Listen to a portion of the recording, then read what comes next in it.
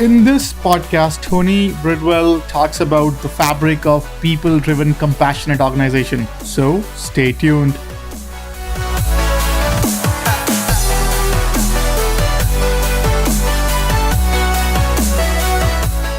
So, welcome everyone to Jobs of Future podcast. Today, we have with us an amazing guest, Tony Bridwell.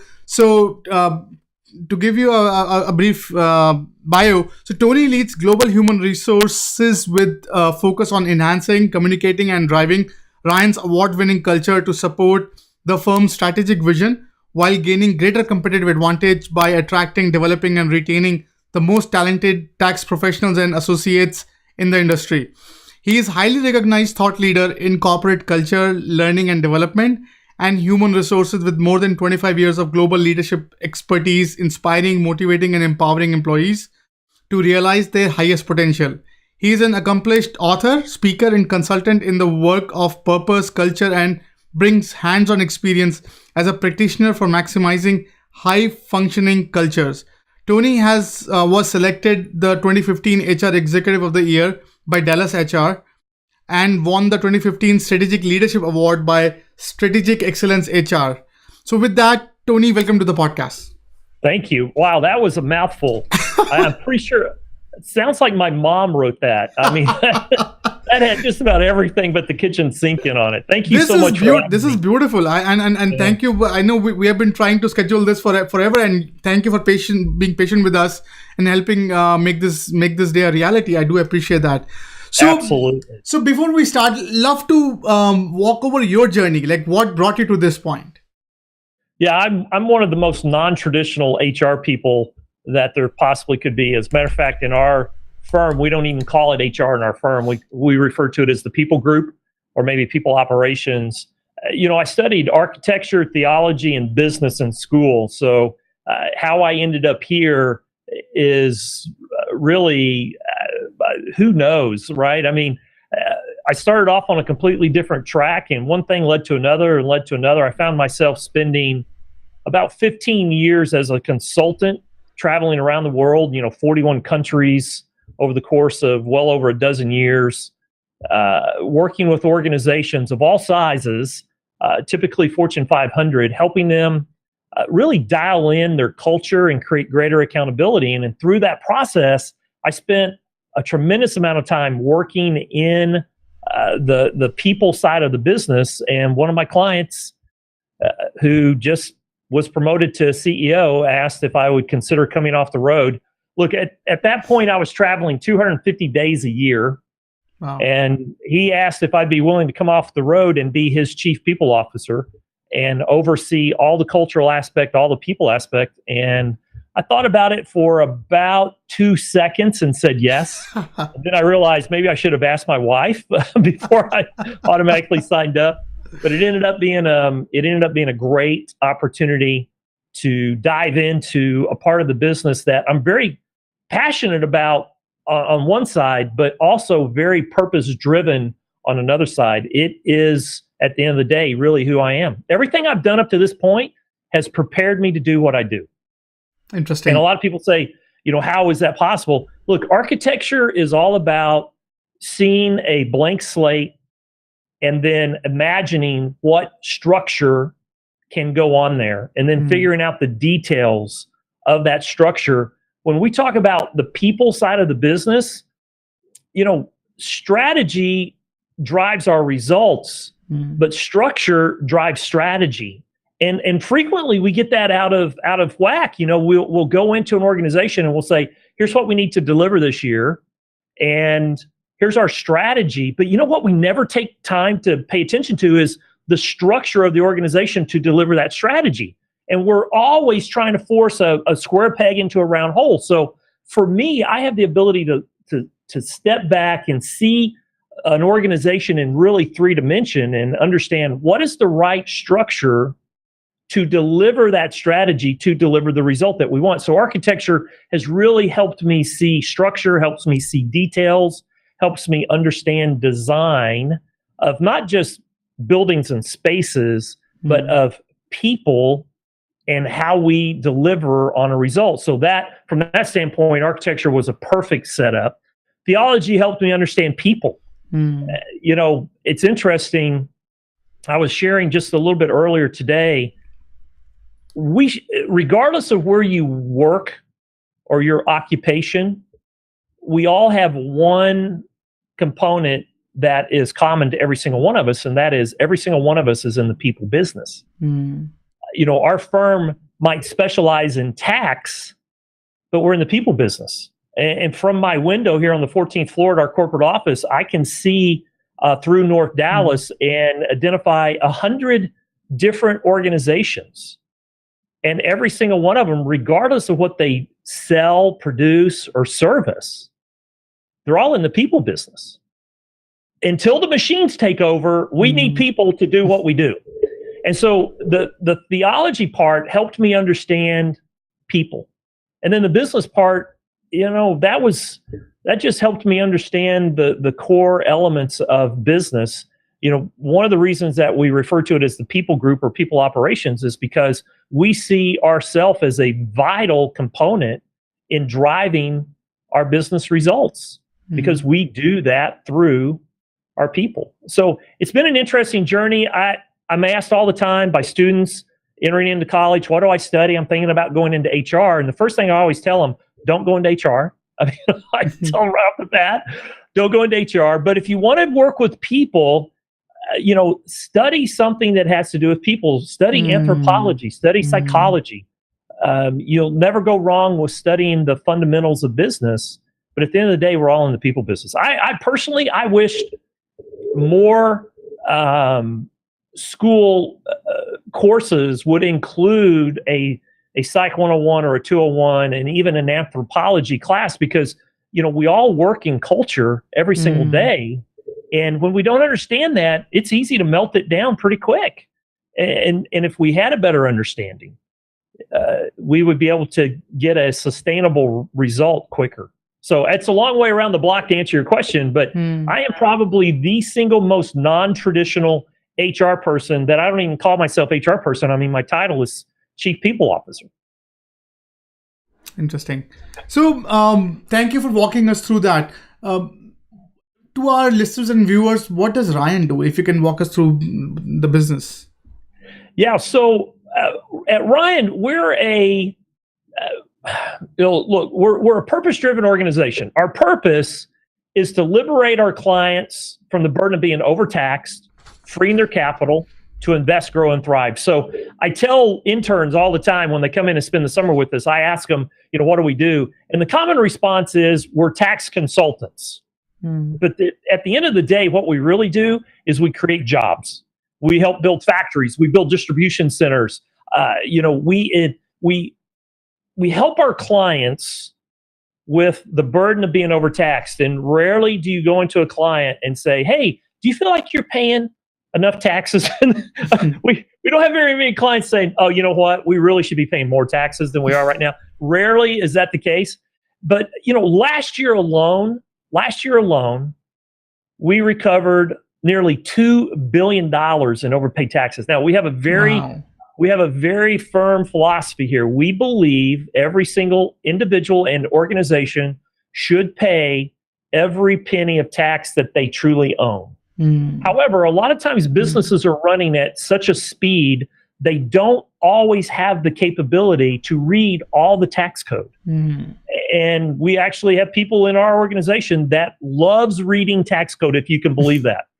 And understanding what it is that the state, local, and even federal government has allowed as a reasonable deduction. And often our consultants and managers and directors and principals are so educated in that we're able to go in and consult with our clients, and we do it on a contingency basis. This is how we operate.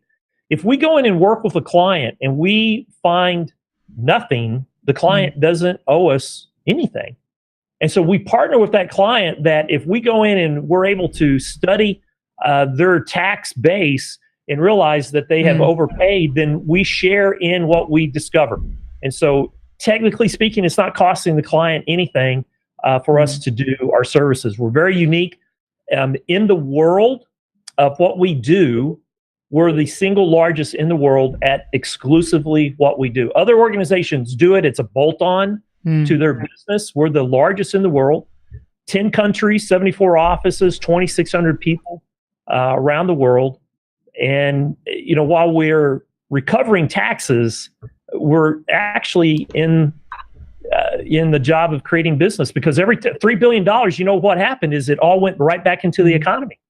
They hired more people. They invested in research. They built more buildings and things like that. So we're helping our clients invest, grow, and thrive at the end of the day. It's very purpose-driven.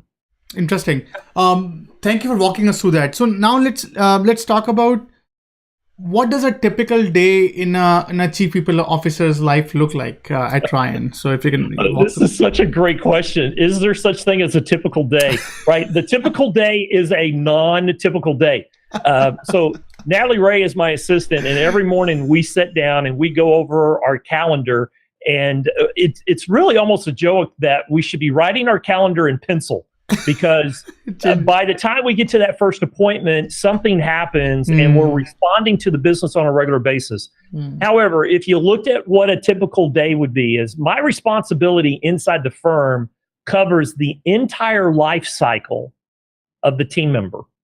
So from recruiting, finding, attracting new team members, which we have, we're growing at such a rate. Last year, we hired over 500 team members, new team members. That's exponentially growing every year. So we find and attract team members. And then once they become a team member, then we develop them. We develop them through the course of their career. The type of tax that we research and consult on rarely is taught in school. So we're constantly teaching our people about what it is that we do. And then we work on retaining them. So we have a total rewards mindset that we're constantly looking at, how do we keep this valuable resource that we have. And by the way, in case anybody hasn't paid attention, it's a crazy market right now for talent. We're at basically full employment.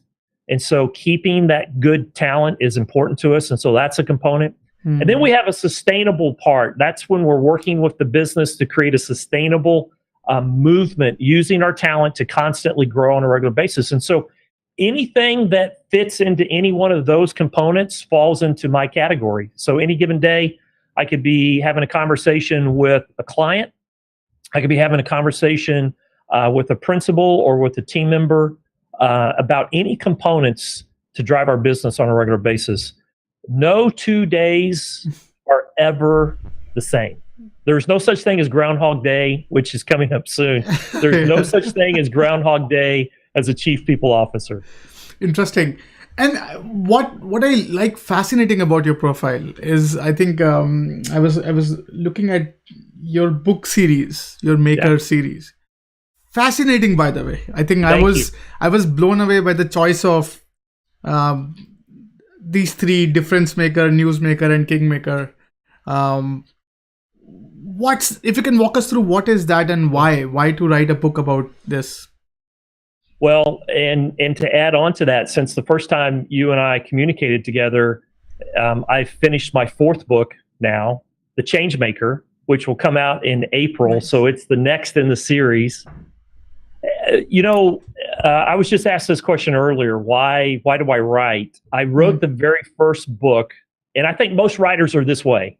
They see a need or a gap, and they want to try to help close that gap through some kind of communication.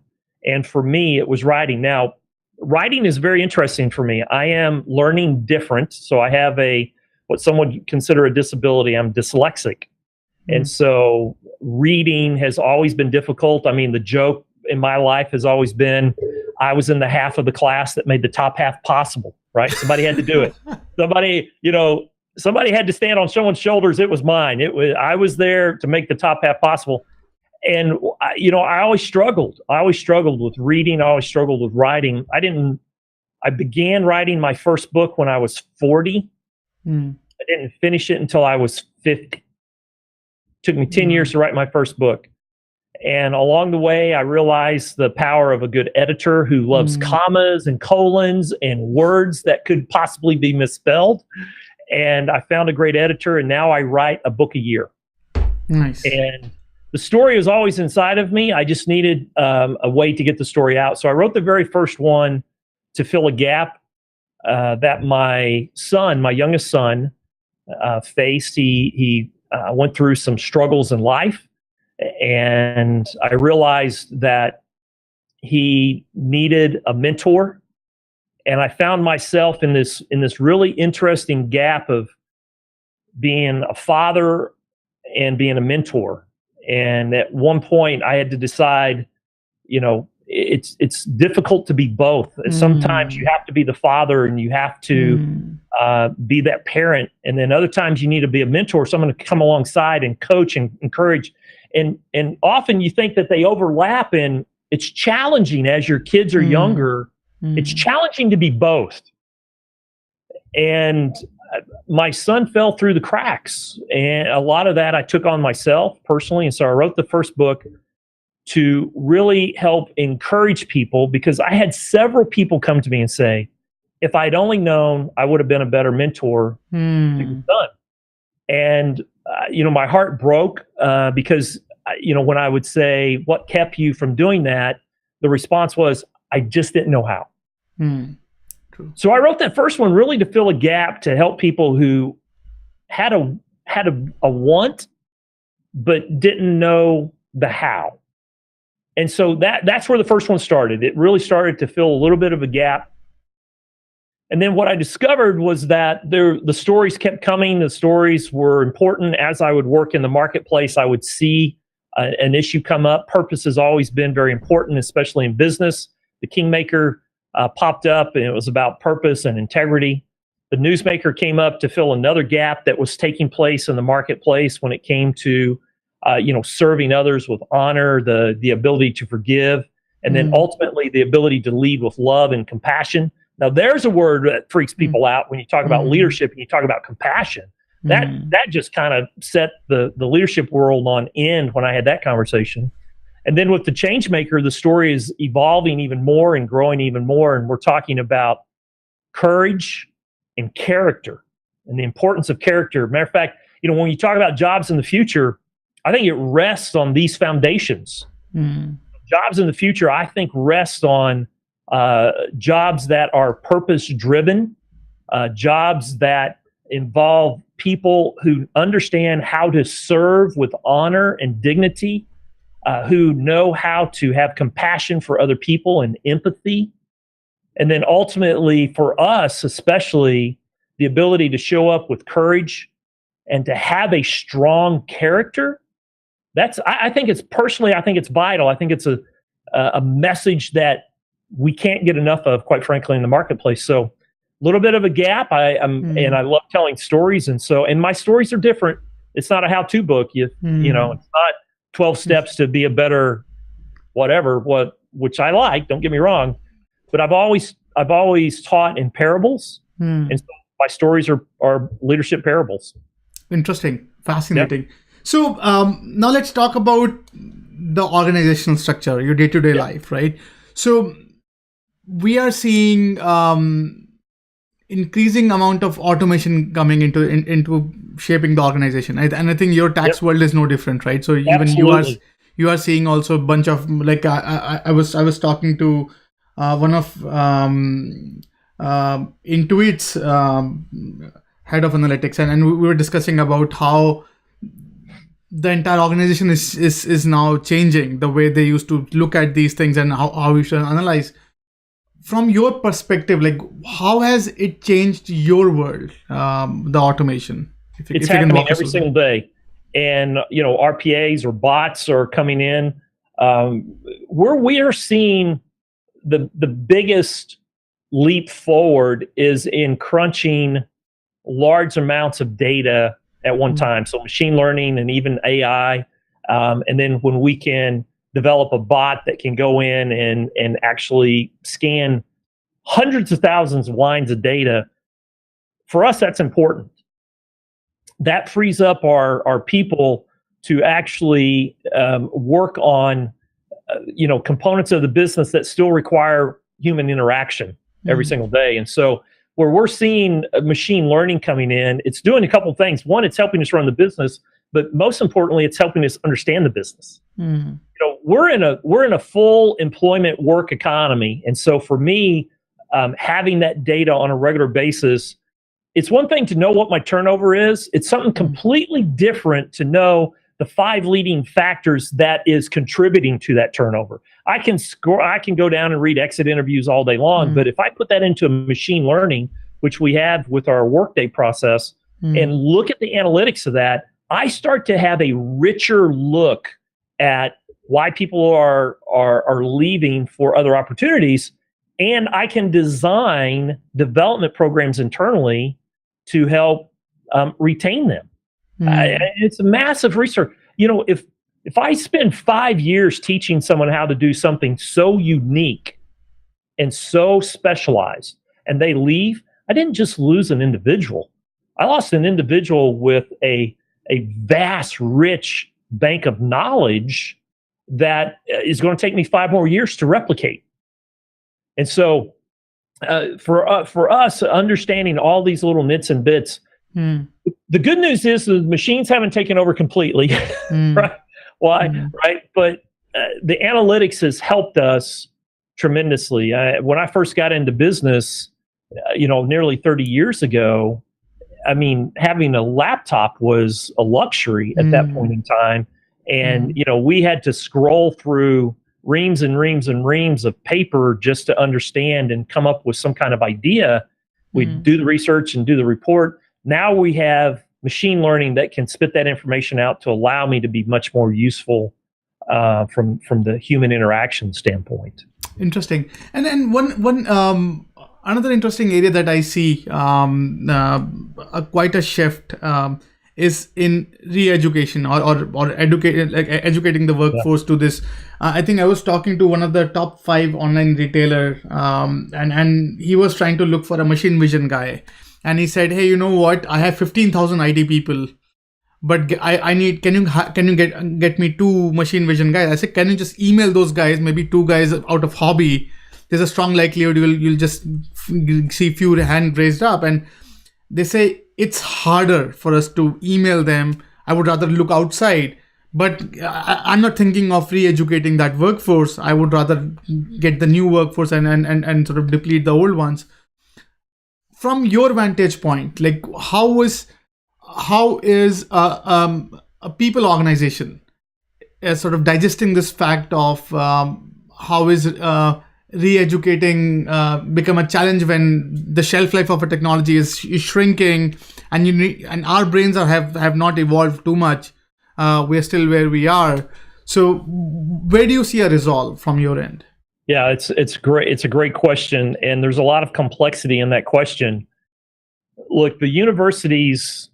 I was having this conversation just right before we joined the podcast. I mean, we have some interns with us through the school year, and they're high school interns that go through a work program, corporate work program that is an outstanding work program, and they embed themselves into our organization, and then they learn about business as they get ready to prep for college and such like that. And the conversation I was having right before we started is, they're having to enter into college to prepare for work that doesn't even exist today. So our universities are having to teach and prepare students for jobs and roles that we don't even know what they are yet. I mean, just think about me. I mean, I'm at that generational time now that when I entered into college, web design was not an option because we didn't even know what the web was. There was no training for web design, and so we had to learn that. So what we're finding from an education standpoint, and I have to be very careful here because our founder, our CEO, is the chairman of the board of regents for one of the largest universities in Texas. So I have to say right off the bat, we love universities, right? But I will tell you that For an education standpoint, for us, it's really about, are you learning how to learn, unlearn, and relearn? That, at the end of the day, that's where we're going. The jobs of the future are going to consist of people that have the greatest agility, along with ability, along with attitude and availability. That's how those 4 areas is how we measure potential. And in that, the agility aspect of it is how quickly can you learn, unlearn, and relearn something completely different. That's what's going to set us apart in the future. And from a university standpoint, from a training standpoint, from just an education standpoint, I mean, how do I send somebody to university to study something that 10 years from now, I mean, we're going to look back 10 years from now and go, wow, where did that come from? I mean, we're already talking about artificial intelligence. We're talking about machine learning today, using analytical tools that when you and I entered into school, that was stuff of sci-fi. And so now every single day we're in the middle of, and we're having to learn it as we go. And so I've got to get a workforce that has been taught something in school, and quite frankly, I may have to pull them into the workplace in the future and have them unlearn what they learned, relearn something new, in order to move forward. And it's that agility I think is really one of the biggest challenges that we face. Are we teaching and developing our people to have that capability as we go? If we don't, the machines will take over. Interesting. And another interesting thing that we see right now. So there are 2 kind of organizations that we see. One is who have a legacy culture, 100, 200 years. They have a very solidified way how they have evolved through a lot of evolution along the way, whether it's technological, whether it's whatever came in their way. And then there's a new age organizations. Pretty snappy, hockey stick growth, quickly they are just building a culture as they are going through this hyper growth culture, and have very limited time to really solidify a culture in that. Now, from your vantage point, how would an HR leadership evaluate these 2 scenarios? Like what is different or what is same that leaders from both of these communities could learn, unlearn from each other? No, it's a great question. And having spent time in both types, the 100-plus-year-old organization and the new startup, there are a couple similarities that they all need to keep in mind. One is, I said this earlier, everybody's in the people business, whether you've been around 100 years or whether or not you're a startup in your garage, you're in the people business. And the second thing I think that is the common denominator that both organizations can learn from is everyone has a culture, whether you admit it or not. Everyone has a culture. The organizations that understand how to manage that deliberately actually make it to 100. Right? Coca-Cola, Lockheed Martin, pick GE. So pick some of these organizations that have been around 100 years. They didn't accidentally get there. They knew what they had. Now, granted, some of them move slower at certain points and certain seasons. They move slower than they needed to respond. But because they deliberately managed that culture over time, they became a legacy. You don't just get to be a legacy by accident. You have to manage it on a regular basis. New organizations that start up, they need to also keep in mind that they have a culture, and if they don't understand how to manage that, it will spiral out of control, or they'll find themselves in a situation that they can no longer do it all themselves. What happens when you don't understand how culture works, you move into what's referred to as muscling the culture. Command and control. The single individual tells everybody what to do, when to do, how to do. And that works as you're scaling 1, 10, 20. 100, one person, they can get their arms around it. Then all of a sudden you hit your limit. And that one person can't tell everybody what to do, when to do, how to do.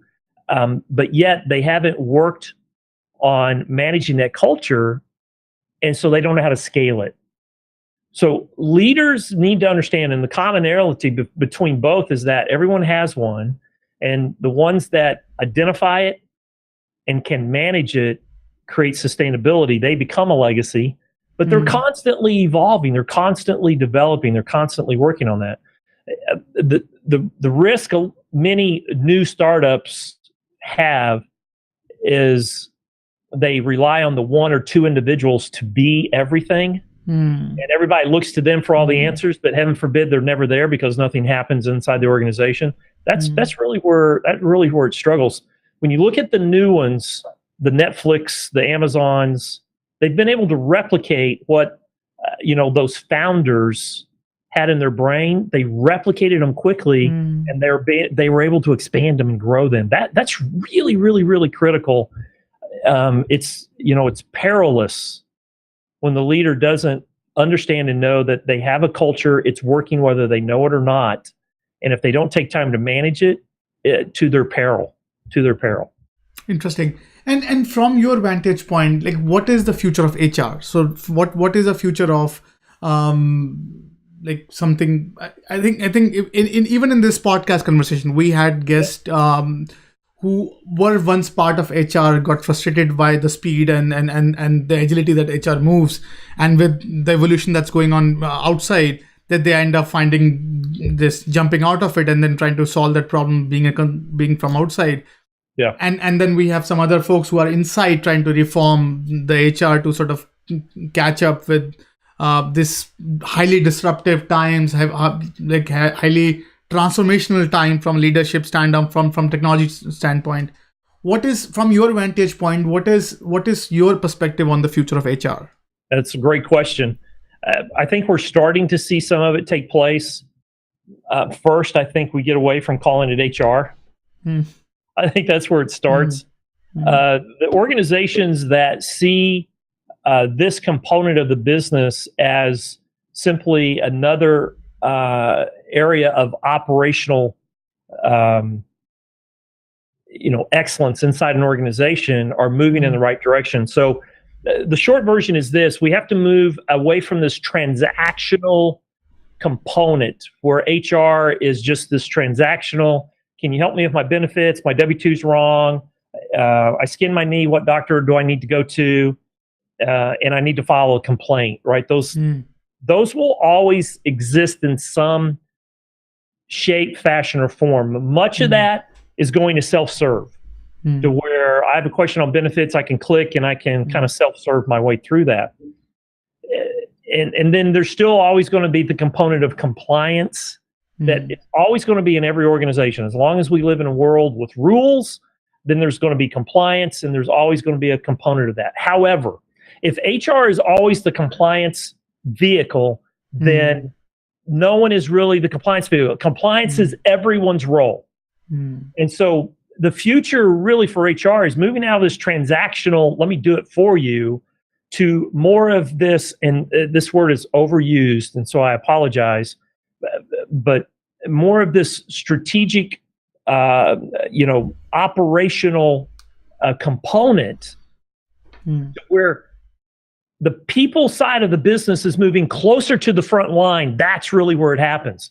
Look, I set in on as many front line conversations as I do of just basic transactional conversations. So if we have a strategy meeting and we're talking about, growing revenue by 10%, I'm at that table, because to grow revenue by 10% is going to require people to actually do something. So how do we get the most out of our people? We've got to start moving closer to the business, away from this transactional shop of just doing what, quite frankly, every single individual needs to be responsible and accountable to do.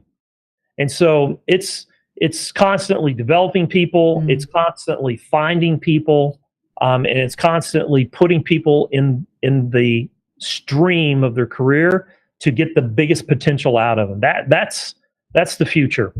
Interesting. I'm excited about that too. I don't know if you can tell. I get a little giddy about that. Yeah, that's true.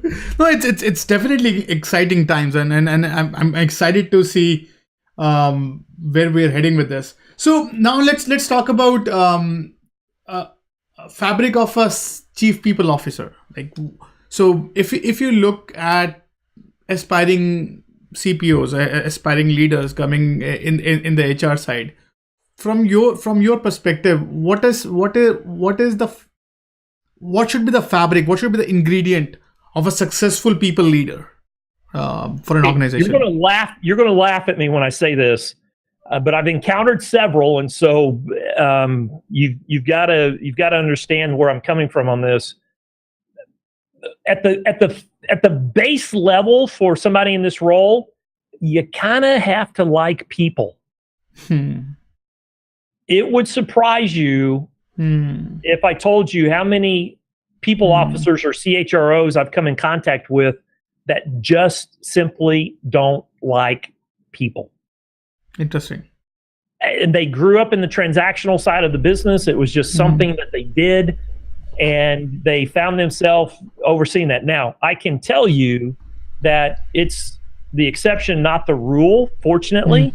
But you have to love people. You have to have a deep, empathetic desire to help people be better.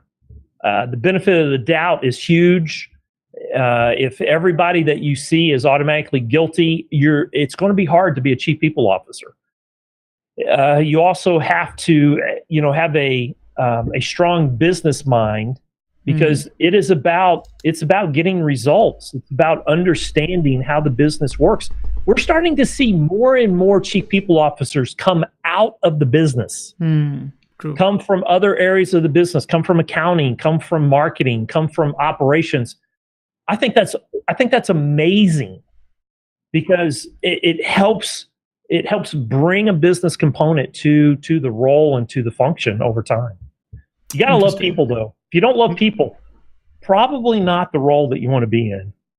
No, I think beautifully put. And one thing that I definitely want a perspective on. I think you said that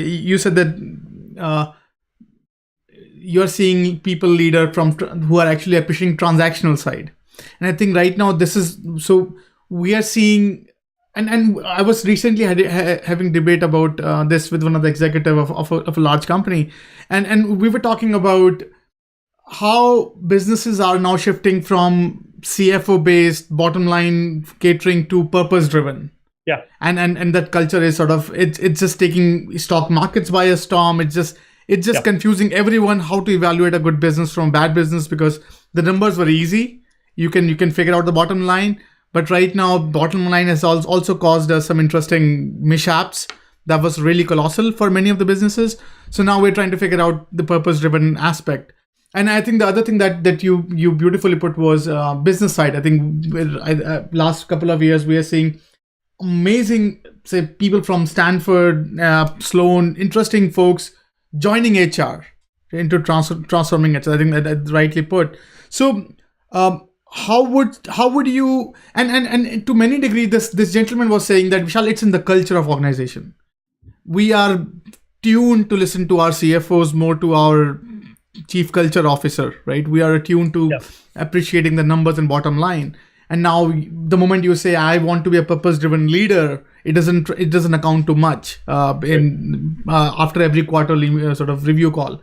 So what's your vantage? Like, how would you transform an organization from this transactional mindset to, hey, people are people? Like, you have to understand that they are your biggest asset in your growth. Yeah, that has really been some of the secret sauce here at Ryan for several years. We have been fortunate enough to be recognized as one of Fortune's top 100 places to work, not just here in the U.S., but in Canada and in India, where we have a large operation. So part of our secret sauce is understanding how people actually drive everything that we do, right? You take care of the people, they take care of the client takes care of the other side of the business. So that purpose-driven component has really been in place here from the very beginning. Look, there's a very simple, fundamental thought process that if you keep in mind, it helps leaders understand where to put their priorities. So, people come to work with a set of beliefs and biases, basically how they think and feel. They come to work every day with this, and that's been developed over time. Experiences over time develop how people think and feel about anything. Pick anything, right? So the experiences we create impact how people think and feel. Now, how people think and feel drives what they do, their behavior, right? So how I think and feel about something, my belief or my bias about something, drives my behavior, what I do. My behavior always gets an outcome. Right, wrong, or indifferent, good or bad, desired or undesired, I always get something when I do something. So what happens is we get caught in a little bit of a transactional activity trap, tasks, right? To where we're just focused on do this, get this. And we get caught in this little mini circle. And that's, not to pick on CFOs, but they say, hey, it's about the bottom line. You got to do this. And so we go and drive behavior, do this, and we get this. Now, that works, right? I can push an organization. We call it muscling a result. I can push an organization to go get something. The downside is I have a sustainability issue. Because if I'm constantly telling my people, do this, do this, do this, and then they go achieve it, the minute I stop telling them what to do, well, all of their innovative thinking has atrophied because I've been giving them all the answers up to this point. And so we get caught in this task trap, not realizing that every time I tell you what to do, when to do, how to do, I've impacted how you think and feel. Interesting. So think about it. I mean, if you worked for me and I needed to grow sales and I constantly said, here's what I need you to do. You need to do this, this, and this. And I push you, and you're a good person and you're a good team member and you went and did that and you nailed sales every single time. I think and feel what I'm doing is right because I'm always getting the outcome. However, you think and feel something different.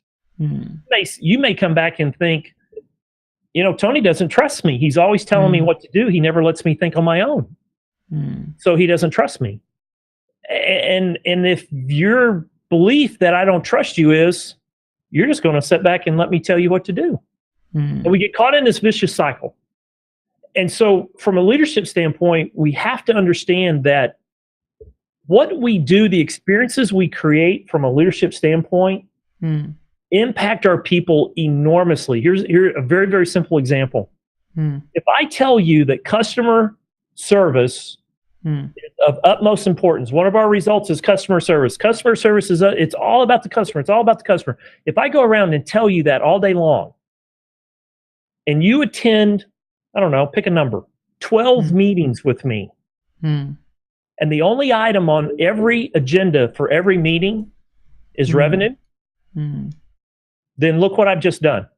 I've said one thing, but I've done something different, creates confusion in the workforce, and ultimately, regardless of what I say, it's all about revenue. So we have to be aligned. Our words and deeds have to be aligned. We have to understand that the experiences that we create from a leadership standpoint impact the way our people think and feel. That drives what they do, and that always gets us an outcome. We've got to start working at a different level of awareness when it comes to working with people every single day. Interesting. So thank you so much for walking us through. I think that's really, really critical. Now we have a few minutes left, so I want to talk about your personal journey.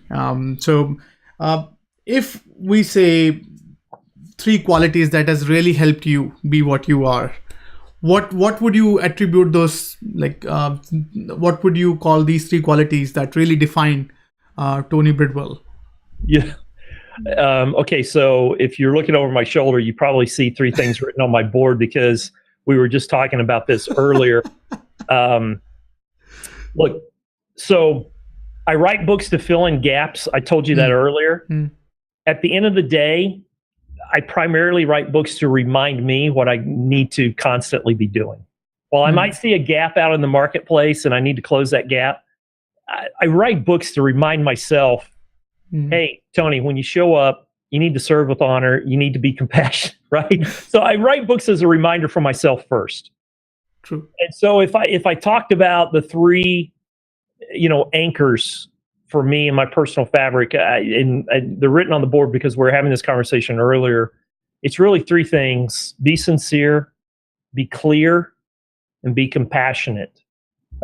At the end of the day, if I can show up and be sincere, which is really a sincere integrity, a sincere gratefulness for what I have. If I can show up each day and truly, truly be sincere, I'm moving in the right direction. If I can show up each day and be clear, it's interesting. Research says that we value integrity, but we follow clarity. And so for me, can I be clear in what it is that I need people to do and what I need to do myself? And that begins with personal accountability for myself, being clear. And then can I be compassionate? Compassionate is about courageous generosity. Can I be giving in such a way that requires just courage?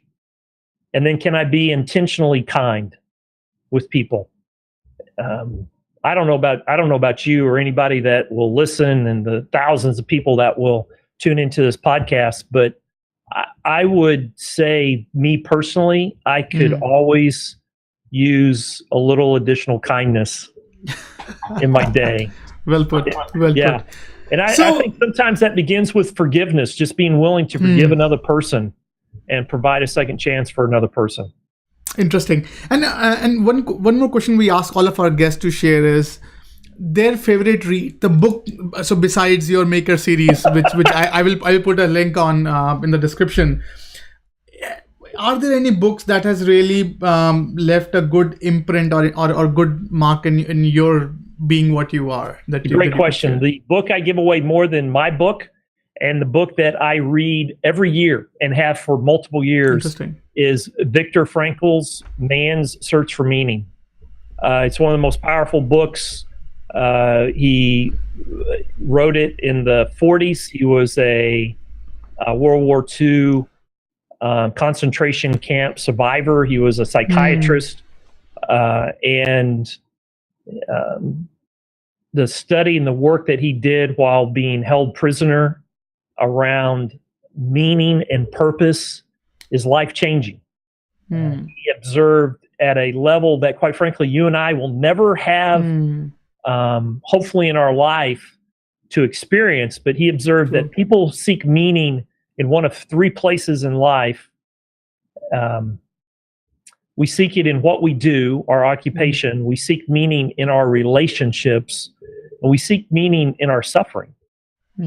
It's one of the single most powerful books. I recommend it to all the people that I mentor. It is the single book that I give away more than my own book. Interesting. And, I highly recommend it. Thanks for sharing. Now we're at the last question for the conversation, and thank you, Tony, for being very candid and helping us understand the world of people, leadership, and compassionate organization. I do appreciate that. So if you want our readers and viewers to take something away from this conversation, like what would that be? What would be your closing thought to our readers and viewers? Yeah, it's a great question, and I've said it twice, and I think that we just need to be reminded of it every opportunity that we can, and that's that we're in the people business. I go back to a quote from Teddy Roosevelt from a speech that he gave in 1910 to a university. He was speaking to a group of university students. 34-page speech, and there's one quote that's fairly famous. It gets repeated frequently. Teddy Roosevelt said that it's not the critic who counts or the man who points out how the strong man stumbles or how the doer of deeds could do better. The credit belongs to the one in the arena. whose face is covered with dust, blood, sweat, who has strived valiantly, but yet has erred over and again, who demonstrates great enthusiasm, who stands for something of noble cause, who at the best knows the triumph of high achievement, but at the worst, when he fails while daring greatly. I think if we take away anything, is the real opportunity, the real challenge of life is in the arena when we are locked arm in arm with each other, and when we're willing to actually dare greatly together. When I wrote The Kingmaker, I studied about every ancient king I could come in contact with, and I came across a 3,000-year-old diary of a king who wrote this in his diary, and I think it's a good place to end. He wrote, "Two are better than one because there's a good return for their investment. Should one fall, the other is there to pick them up. But pity the person who falls and has no one there to pick them up." We're in the people business. We're in this together. And when we are in this together, the future is really bright. Beautifully put. Thank you so much, Tony, with that. I do appreciate your time. Whenever you're in Boston, let me know. Love to break bread with you and meet you over a coffee or whatever. Thank you so much for your time. Absolutely. I'll be there this summer. Let's catch up then. Absolutely. Love it. I appreciate you a ton. Thank you for all you do. Thanks. I thought I was sick of home, but actually I was homesick. Never really knew that I would have to grow up so quick. I'm so uncomfortable, don't know anybody here. Just a couple dudes that I met once, that's it. And I go into the booth feeling nervous. Got butterflies in my stomach like I'm so worthless. Is the mic on? I don't know how to work this. Inside I'm breaking down, I hope I'm not up on the